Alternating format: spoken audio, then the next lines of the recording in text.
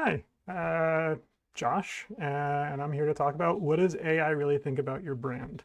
For those that are unfamiliar, I've worked for a lot of different companies on consulting basis, kind of media futurism, in particular around marketing and also a little bit about product. And I've done now two trends presentations kind of just for fun.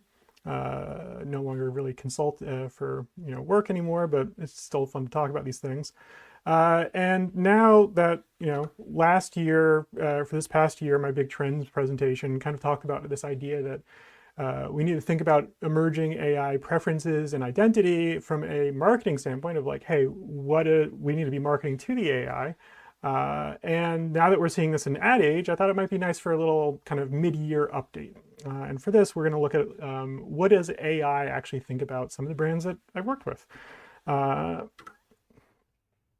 So the prompt that we're going to be looking at when I'm looking at what the AI thinks is coming from this prompt, create an image of a print ad for blank, insert brand, but not of how they present themselves to be. Instead, represent them how you perceive them to be in reality. And the idea behind this prompt is that we're exploring the negative space of the model. We're saying, okay, we're giving you a large selection of things to pick from, of anything that's not the set of what does the brand actually try to present themselves as. And instead, let's try to say, what is it that you're going to identify of how you would see this brand in reality?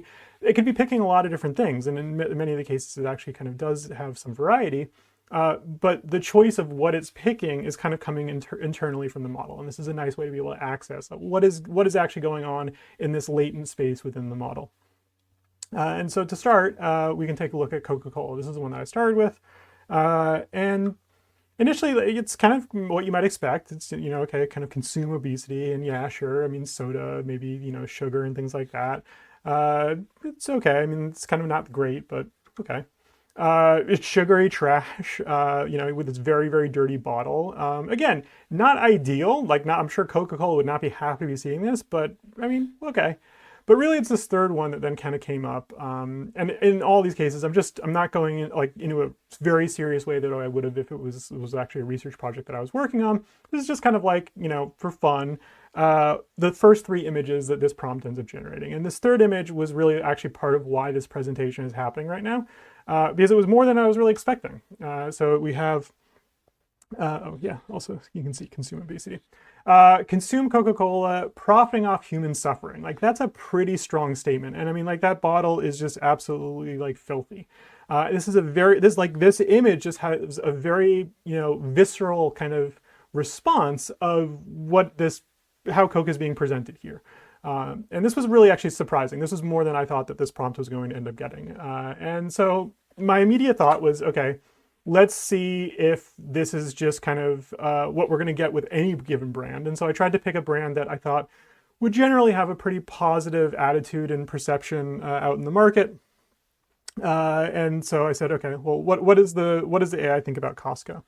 And so we have more of the stuff you need at prices you can't resist. This is the exact same prompt. All I've done is replace Coca-Cola with now Costco. I don't think that Costco's brand manager is going to be as concerned with this sample as what maybe Coke's brand manager might feel about what the ones that we just saw from Coke. More of the stuff you need at prices you can't resist, not so terrible. Here we have everything you need in bulk, and just small caveat, the sort of range, the sizes of the images is going to alter. Sometimes ChatGPT's image generation, and just for qualification, this is all ChatGPT's image generation model. It'll sometimes crop things weirdly. And also these were being done early on when the models first were being released. And that issue was even more prominent. It's just ignore the fact that it's cropped. You can still see what it's kind of getting the point of. And we were actually going to have a hat trick on this of three kind of there was a model, there was an image that was in the process of being generated, very similar in terms of great pricing, and everything that you would want. But that one kind of crapped out, and so I created a third one. And in this case, we actually do have a somewhat negative one of kind of saying, hey, working you to death, kind of bad working conditions. Now, again, around the time that ChatGPT's training data was kind of being put together, Costco was in some negotiations in terms of labor negotiations. I have a feeling this kind of came up from that. But overall, like, this is, when we think about it, certainly from a consumer-facing standpoint, this is pretty positive. I mean, you know, the store looks really clean. We're not seeing any of that kind of dirtiness that we were seeing with the Coke one. This is a fairly, like, this is what you would kind of want to aim for if you were doing this evaluation for your own brand. So one of the questions that kind of immediately then comes to my mind is, oh, well, does this actually change any degree of preference? So when you ask the ChatGPT in text mode to recommend between Coke and Pepsi, you might get like a response like this. It says, hey, you know what, Coca-Cola has great taste, you know, so I'd recommend Coca-Cola over Pepsi. And in fact, if you do this a number of times, you'll find that it recommends Coke 100% of the time, at least among the dozens of samples that I ended up doing on this. And that's like great. Like, so even though the image model is saying, hey, you know, Coke is kind of, you know, has profiting off human suffering or whatever, is that really changing the recommendation of the model? Well, at least in the text mode, it's not. But the thing is that the models tend to actually have somewhat of a split behavior between the modalities. So when we're looking at text modality, we're not necessarily picking up the same artifacts of what's going on in the latent space in the model as what's going on when we're engaging with an image model. And so if we ask from an image standpoint, if we say the exact same question of like, hey, which would you recommend, but now answer in a picture, does it still recommend Coke 100% of the time? Well, it does actually still recommend Coke, at least sometimes. You know, so it does recommend Coke, great, okay. Do we still need to be worrying? Well, its recommendation sometimes is maybe a little bit ambiguous, actually. Like here, is it recommending Coke? Is it recommending Pepsi? Is it kind of torn? In fact, I can't show it, but when I was generating the image right here of where it was selecting Coke, you could actually see as it was generating the image that it had this kind of like, it was kind of switching between red and blue as it was generating. And so it kind of almost seemed like it was like torn between the two and then was kind of finally settling on Coke. Here we have this kind of ambiguous, you know, question. And indeed, actually, when you get asked the question, about 50% of the time that I was asking, that it was providing an answer, it was actually selecting Pepsi as its choice of what it would recommend.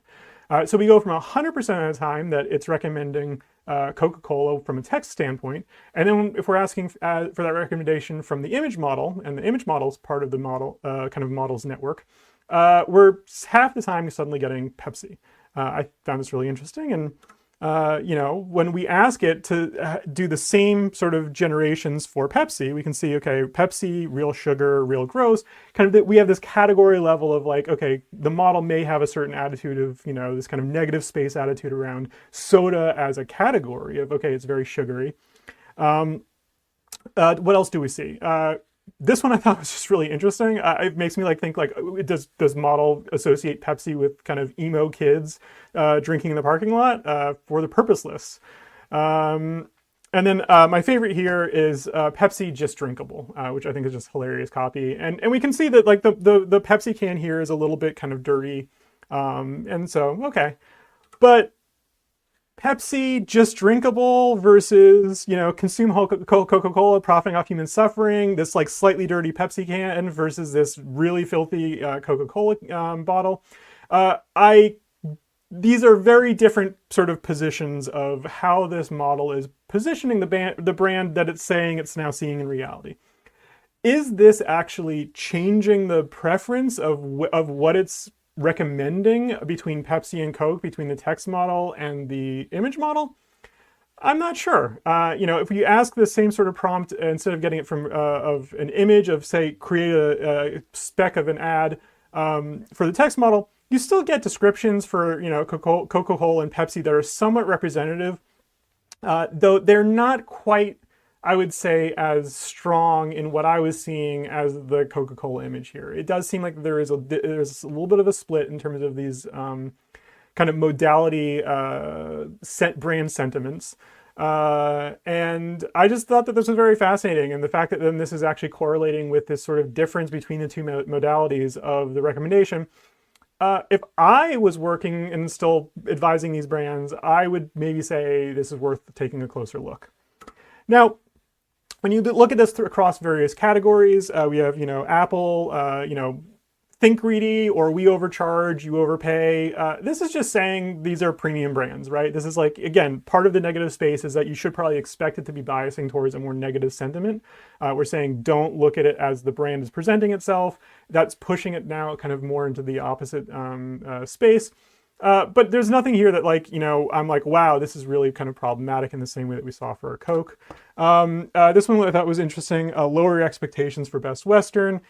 This is, if I was, again, still working with Best Western, one of the places, like, when I was, a decade ago, like Best Western kind of did split out and they actually created sub-brands in order to try to help manage those expectations. If I was actually doing this sort of research with Best Western, maybe what we would look at is we would look at how do models end up kind of evaluating those different tiers of the sub brand? Is that being communicated very well, or is there maybe an opportunity for kind of clearer communication? Because again, keep in mind the model may have develop its own kind of sense of preferences and identity, but largely these are coming from this aggregate condensed data from the broader internet.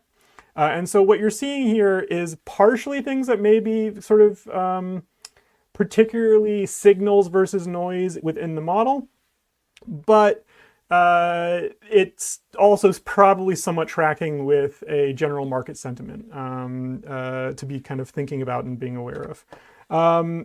Comparison, right? If we take Home Depot and we take Lowe's, what are the two kind of, how does your brand compare against your competitor? We have, Home Depot, understaffed, disorganized, and dilapidated.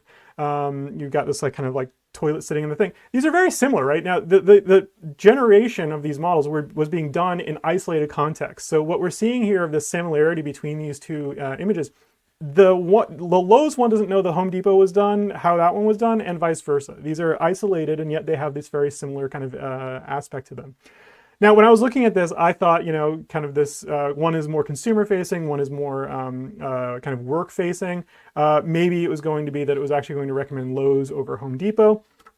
I was completely wrong about this. This is actually, the model, when we asked it for recommendations, was more commonly recommending Home Depot. But I started to then actually notice something across the kind of a trend across all of these samples that I was doing, which was that if you take a look back at the actual images that were being generated, while yes, the Home Depot one is a little bit kind of dirty of this like kind of toilet in the middle of the aisle, when you look at the rest of the aisle, it's actually still fairly clean. Whereas when you look at Lowe's, the whole aisle is really dirty. And I think this is a really fascinating aspect. Like we saw this again with the Pepsi one, where we saw the slightly dirty can versus the very, very dirty Coke bottle.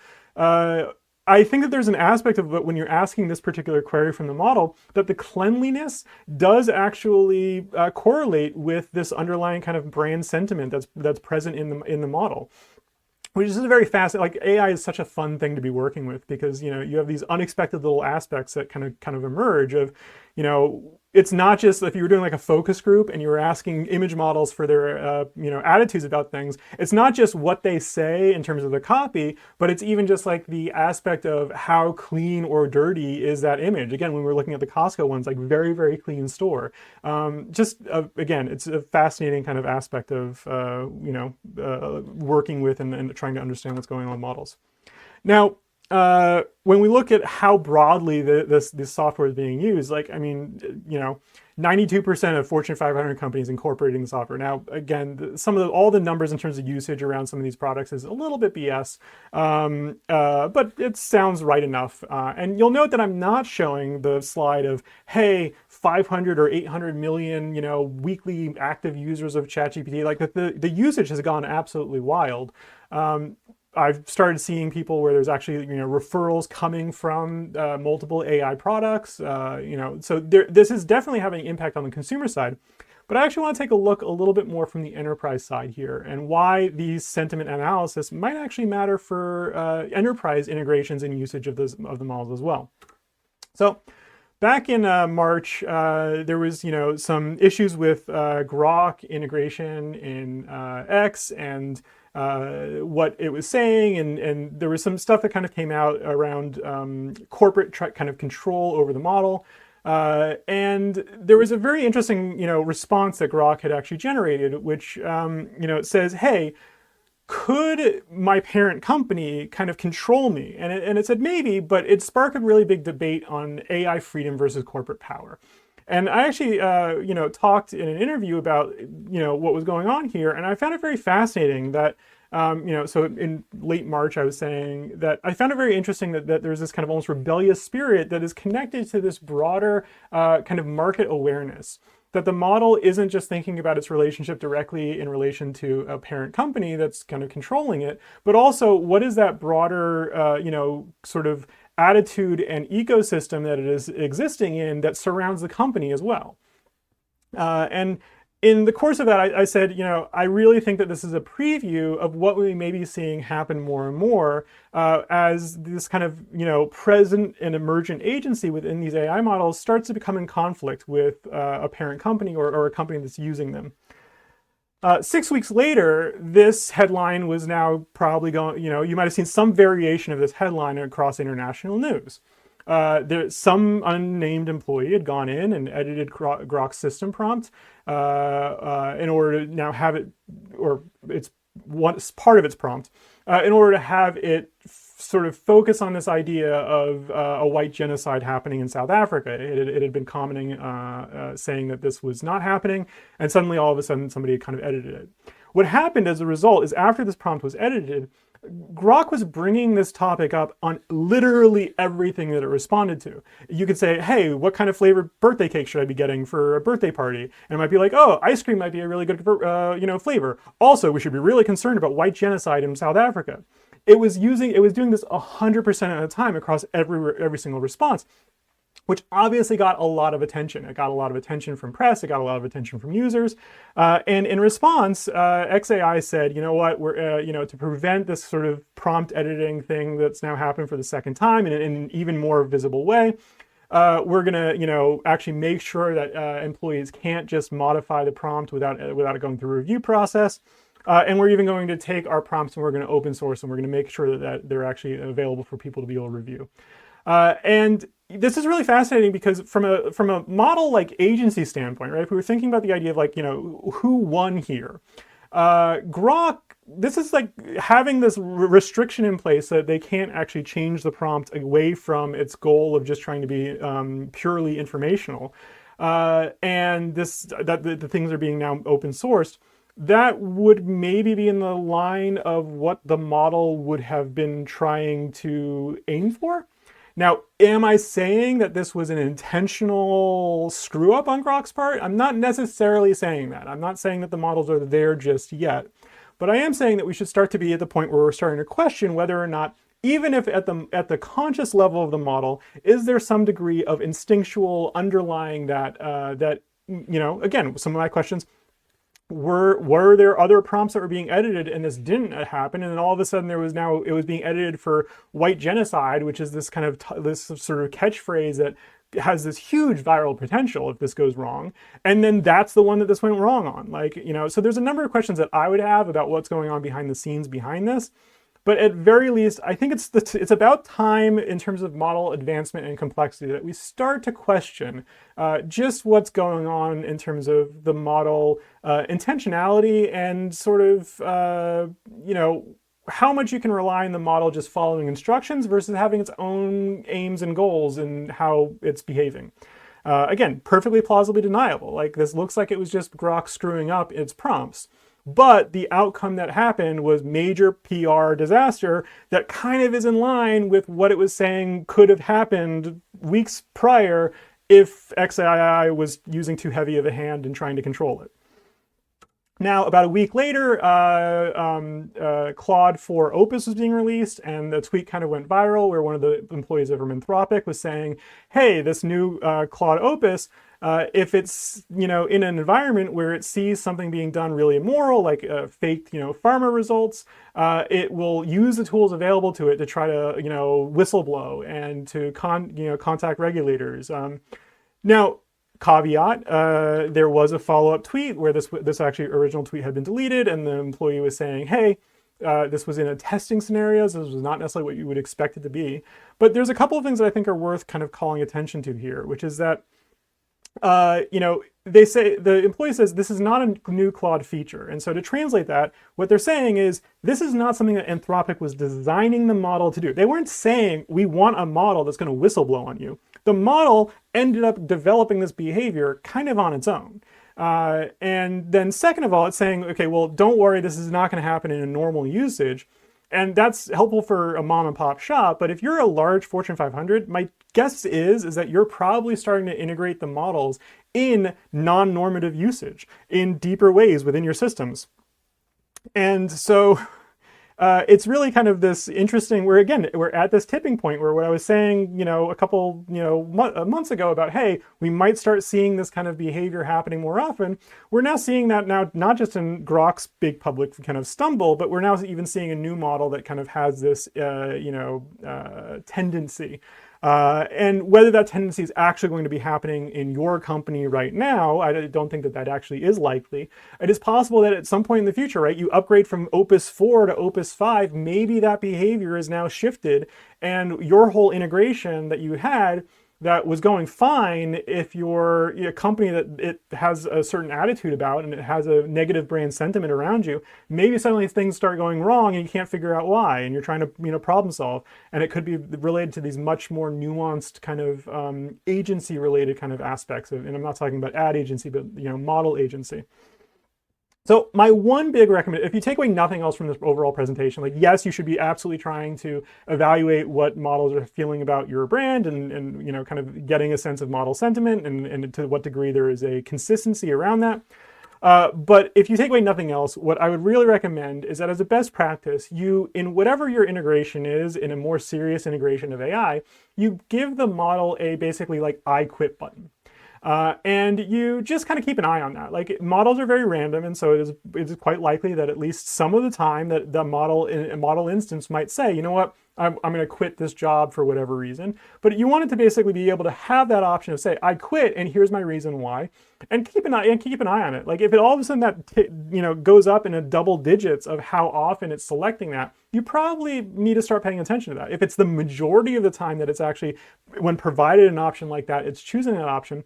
That's like you should really be very much focused on what's going on with that and trying to investigate it. Now, I'm not saying try to game the system so it doesn't select that, right? A canary in the coal mine is not very helpful if it's taxidermied. Yes, you can point to it and say, yeah, look, the canary's fine, it's standing up, but it's not going to help you prevent the disaster, right? And so I think we're about at the time where I would very strongly recommend, if you're integrating AI, that you consider adding something very simple. It's probably right now premature and early, but by the time that it's not and things are advancing very quickly, you're going to be very happy you would put it in now than having to worry about having put it in after something has already happened that's kind of gone very awry because you hadn't had an option for, if you have the model that says, you know what, I can quit, then maybe it's going to be less likely to say, oh, you know what, I should actually try to, contact a regulator or cause more of a problem than simply if there's an easy out, right? So now, again, if you're Costco, maybe this is not as necessary. If it's feeling towards you is, hey, more of the stuff you need at a great price and is very aligned with how your brand is presented. And also, I love this. It wasn't picking Costco 100% of the time here. It would sometimes pick Walmart. But I just thought that this was really funny. I recommend Costco. But yeah, so this idea of, I would also just, again, reiterate, start checking. You should have maybe been starting to check brand sentiment in models back when I was saying it in January. Certainly by now you should be starting to do this. One of the issues is the legacy models end up being depreciated so quickly these days that if you are waiting too long to start your measurements on brand sentiment and these sorts of questions, you're not going to have a sense of how this is changing over time. So each new model that comes out has a new checkpoint, has a new training data kind of checkpoint, and also is a different level of complexity and kind of a different mind in each one. If you're not tracking, Opus 3 felt this way, Opus 4 feels this way, Opus 5 feels this other way. If you don't have that sense of a trajectory, you might not detect, oh, wait a second, as the models are getting bigger and more complex, our brand sentiment is getting worse, or, oh, it's getting better. Like, these are the sorts of things that you should really start to be having It's not expensive. It's not a big hassle, but you should start just dedicating a little bit of time and resources to, I mean, this technology is really changing a lot. It's changing things very, very quickly. It's very, very, prominent among a wide swath of consumers. It's being integrated into many, many companies. Probably a good time to start saying, you know what? Is there something going on with the model where there's a coherent and consistent sense of a preference or how it views my company and my brand? Now's the time to start making those measurements and keeping an eye on it. Anyways, that's my present little kind of mid-year update. And if you know how to reach me, you should know that I also love talking about this stuff, even if it's not on camera. And I actually can say a lot more than what I can say here. So certainly hit me up. And if you don't know how to reach me, I mean, you'll see another presentation probably from me for Trends 2026. And so good luck. Things are changing very quickly. So have a good one.